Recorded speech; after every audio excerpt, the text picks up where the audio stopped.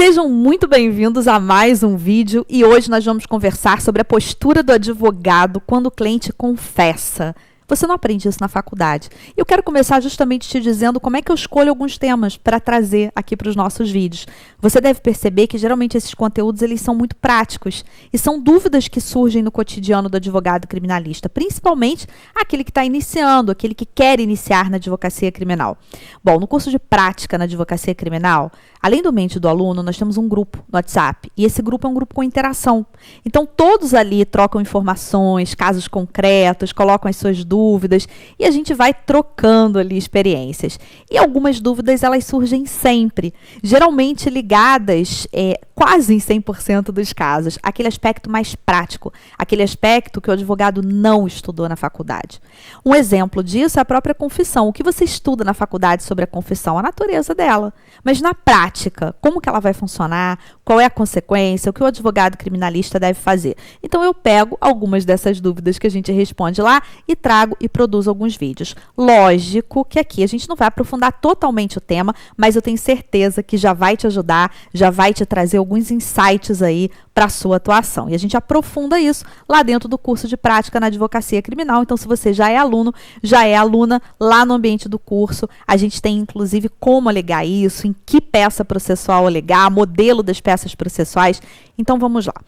Existir a confissão por parte do cliente faz com que o advogado criminalista tenha que desenvolver estratégias defensivas diferenciadas. Diante da negativa da autoria de um fato, seja porque aquilo não constitui um fato típico, porque existe uma excludente de licitude ou uma excludente de culpabilidade, o advogado ele tem teses de defesa que são apropriadas em relação a isso. Algumas, inclusive, que podem ser trazidas em sede de resposta à acusação. Por quê? Porque são aptas a gerar um pedido de absolvição sumária. Outras, como é o caso da confissão, elas não podem ser alegadas em sede de resposta à acusação, mas elas podem e devem ser alegadas em sede de alegações finais.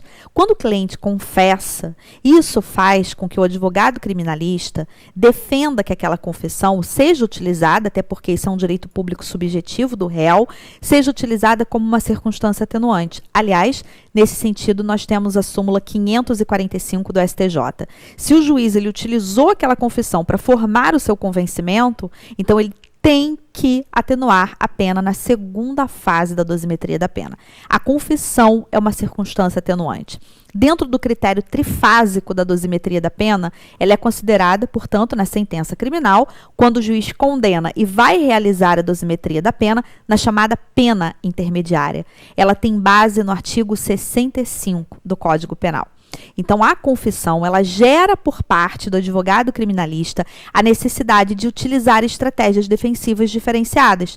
Diante da confissão do cliente, o advogado criminalista ele não vai defender ali que não existiu o crime, mas ele pode trazer outras alegações que vão fazer com que exista um julgamento justo ali, com que exista a melhor e a menor pena. Eu sempre digo que nem sempre, não é em 100% dos casos, que o papel do advogado criminalista vai ser defender e requerer absolvição. Muitas vezes, quando isso não é possível, como por exemplo, diante de uma situação de confissão em juízo, nós podemos ter estratégias que busquem para o cliente a menor e a melhor pena. Por isso que é tão importante que o advogado criminalista conheça na prática esses institutos e outros também, como a possibilidade de suspensão da pena, suspensão condicional da pena, que é o sursi, como a possibilidade de substituição de uma pena privativa de liberdade por uma pena restritiva de direitos. Outra dica que eu quero deixar para você é que é muito importante que o advogado ele construa uma relação de confiança com o cliente. Não é em 100% dos casos que o cliente ele conta a verdade para o seu advogado, mas o adequado é que ele faça isso. Apenas com a verdade em mãos, você consegue realizar, você consegue desenvolver a melhor estratégia defensiva diante de um caso concreto. Então é importante que ele confie em você, que você desenvolva com ele essa relação de confiança, mas que ao mesmo tempo você saiba se impor.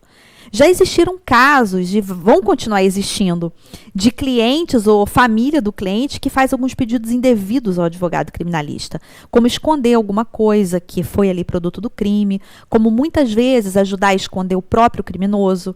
Em alguns casos, em algumas situações, se o advogado criminalista ele vai além da sua função de defesa, é possível que aquela conduta seja uma conduta penalmente típica e gere, portanto, para o advogado uma responsabilidade penal.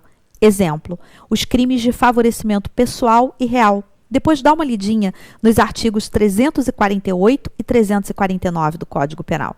Então, é muito importante que o advogado criminalista saiba se impor, para que ele vá até onde ele deve ir dentro da sua função de defesa e que não vá além disso, para evitar ilegalidades, para evitar a prática de crimes. Então, muito cuidado, principalmente no início da advocacia criminal, em que você realmente está lidando ali com tudo que é muito novo, com uma prática que geralmente, na maioria dos casos, você não aprendeu e você não lidou na época da faculdade. Mais uma vez, foi um prazer estar aqui com você. Se você quiser conhecer o curso de prática na advocacia criminal, além do grupo de WhatsApp, tem as aulas em vídeo, material de apoio, banco de peças, tudo que auxilia muito na sua advocacia criminal e vai ser um prazer estar junto com você nessa caminhada. Beijo no seu coração e até o nosso próximo vídeo.